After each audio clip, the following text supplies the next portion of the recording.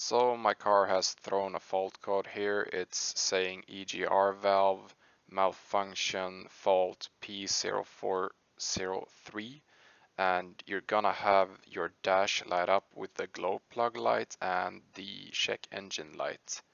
And if we scroll down here in VCDS, we're gonna see that the valve is trying to open to 100%, but it doesn't reach 100%, so then it sets the fault code. Use your favorite ratchet handle, a extension bar, and a 7mm screwdriver for the hose clamps. And then you're also gonna need a 10mm box end wrench, torch, and I have these Allen keys, Torx 20 and 30. And I also use one of the TX30 sockets. And then lastly, we also have the M10 script triple square. And then just a box to put all the screws, loose screws and stuff in.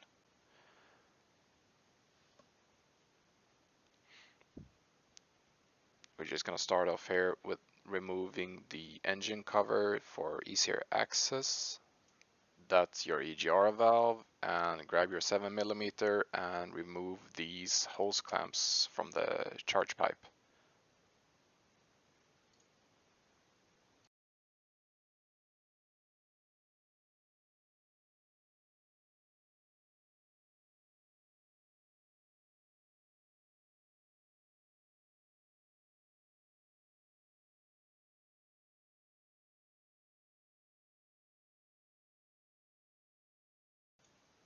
And then we disconnect this connector here to the EGR control valve.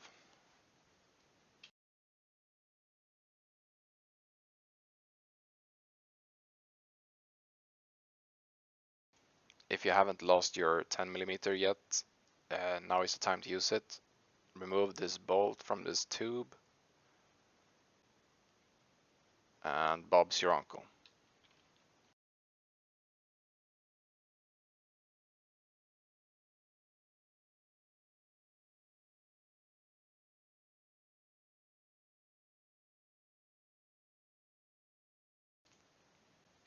Next up is the Torx 30, and we're gonna extract 3 bolts from the valve body.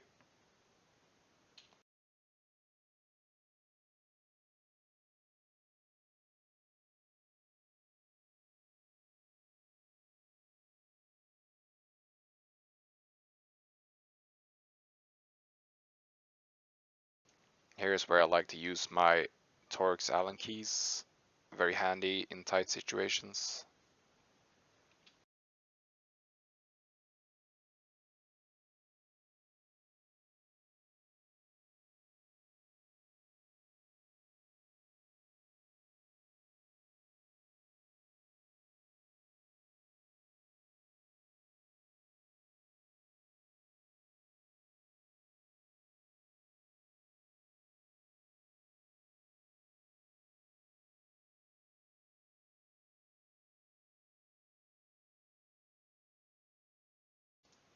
This last bolt you have to do a little bit blind. It's a bit hard to see the bolt head, so just use your fingers and feel your way forward. This last bolt is also a bit longer because it's going through the EGR valve into the plastic intake manifold. So you're gonna struggle a little bit more with this one than the previous two.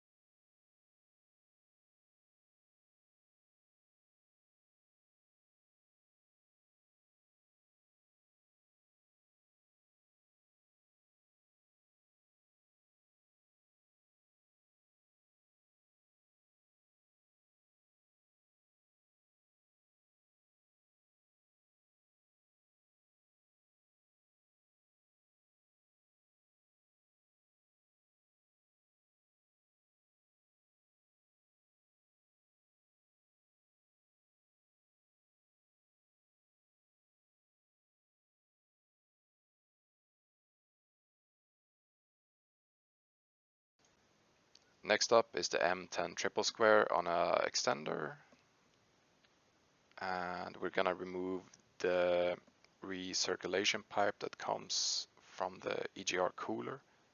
The pipes go behind the engine and enter the EGR valve here, and it's 2 bolts. Just remove those, and there's supposed to be a gasket in between, but I've had these EGR valve down on the bench one time before, and I just reinstalled it to test some things, so I just didn't find the gasket, must have dropped it somewhere. So yeah, that's why you don't see a gasket here in a second.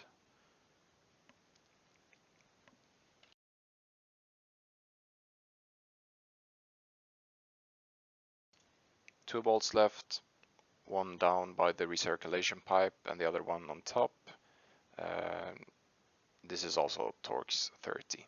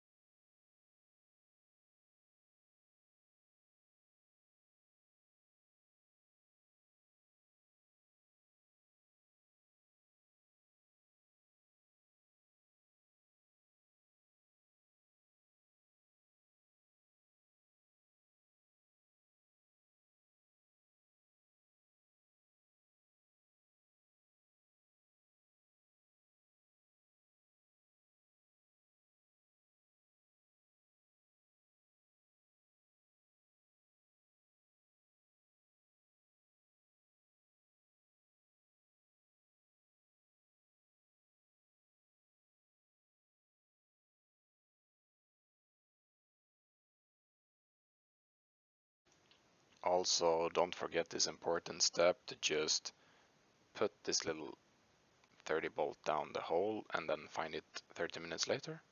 That's part of the procedure. Now we can remove the EGR valve and disconnect this connector also. Just fiddle with it a little bit and it will come loose. And let's continue inspecting this valve further on the bench. First glance it looks okay, but then I can feel a slight play in the actuator arm, and we can also see here that light is coming through the valve seat, which is no bueno. Let's inspect further. Let's get rid of this plastic lid here. Torx 20.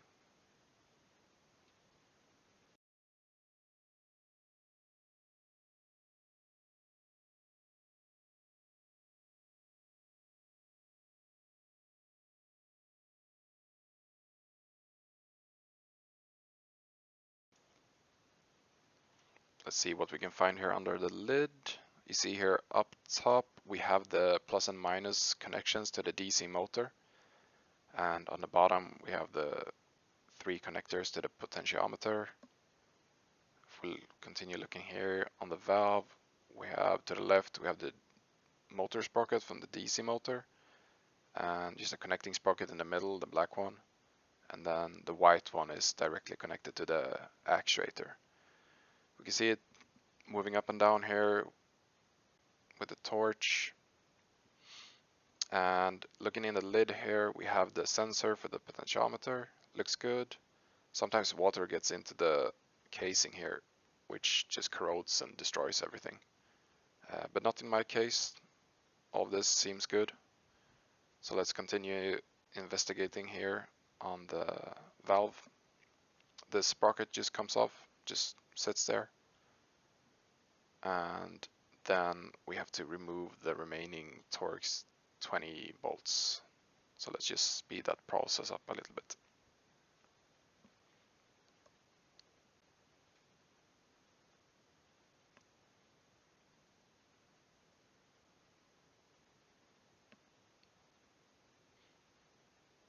On the bottom here, there's an arm that connects to the valve mechanism.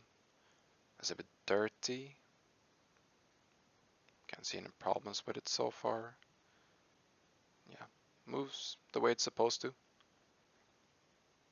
And underneath here, I have cleaned this valve previously.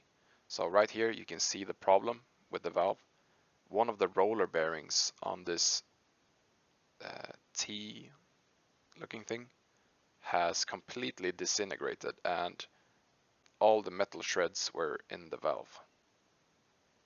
So the only thing we can do is replace it. Here's an EGR valve from Stark. Just a normal EGR valve. I chose this one specifically because I saw it had the rubber gasket that goes towards the intake manifold. All of the models I could buy did not have that gasket. So I bought this one.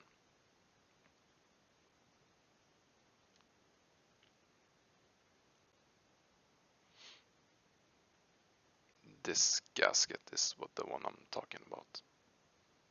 The black little gasket here.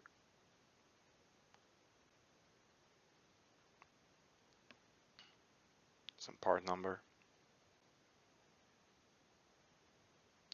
And here we have the connections. On top is to the DC motor, and on the bottom is for the potentiometer. No play in the new valve. And I bought a graphite gasket. It came with this steel one, but I'm gonna use the graphite gasket because that's what it came with originally. So let's just do everything that we've done previously, but in reverse. Just put everything back.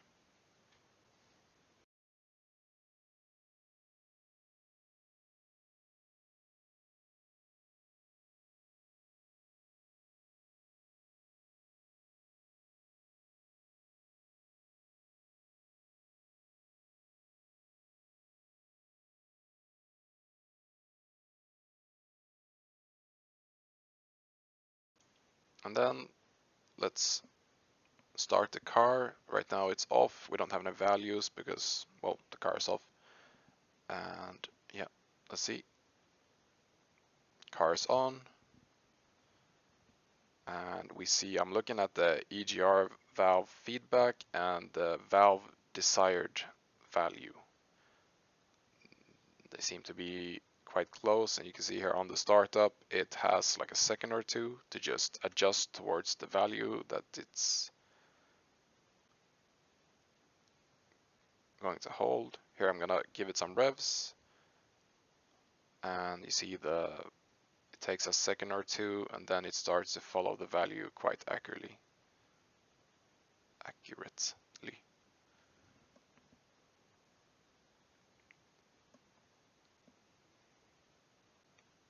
Yeah, and that's the fix.